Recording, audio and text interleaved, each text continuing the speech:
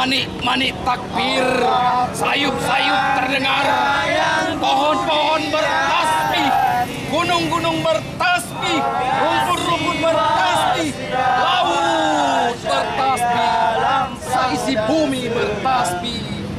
Wahai, wahai, wahai segala wahai, wahai yang maha suci, kirimkanlah setetes saja air mata mereka untuk menghancurkan batu di dalam dada yang kian bersemayan sepanjang hayat. Selamatkanlah Muri, selamatkan Iskandar Muda dengan sejarahnya, selamatkan Aceh dengan marwahnya, selamatkan kami, kembalikan marwah kami, kembalikan marwah kami, kembalikan marwah kami.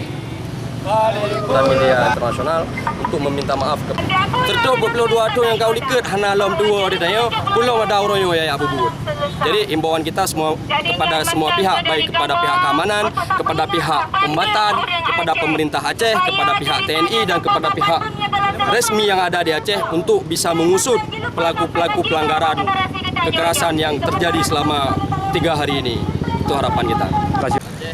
Kepada pihak Belanda, Panglima Perang Belanda Jenderal Kornel, pernyataan bersama koalisi bersama rakyat Aceh.